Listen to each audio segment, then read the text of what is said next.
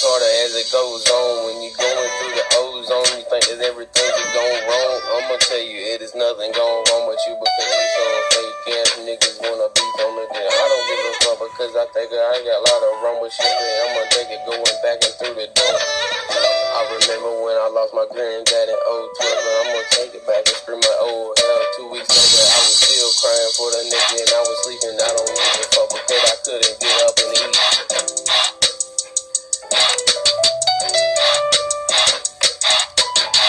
Then a couple months ago, me and my dad got into a fight. The nigga would always hit me and beat me every night. So I struck back one night and I hit him in the face and we ain't talking about. Yeah.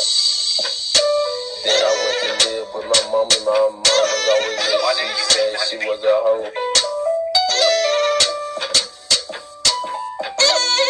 She once told me on New Year's Eve that she sucked it just to make ends meet.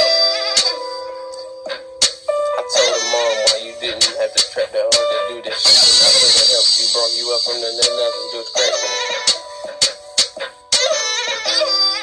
But you said you had to be a hoe to make it go. But I was crying in the phone, yeah, every bed at night and I was sleeping crying. I was gonna show you my affections, but you didn't give a fuck about it. Why didn't you take me to speed though? Then I moved in with my grandma, she had some problems with the money, but she never wanted to work hard enough to get the money. All she wanted was to me to pay the bills and do the bills, and I don't give a fuck because I couldn't do no but they take the pills. I'ma take them pills and smoke the weed because she said me so fuck yeah. When I was trapping in the street.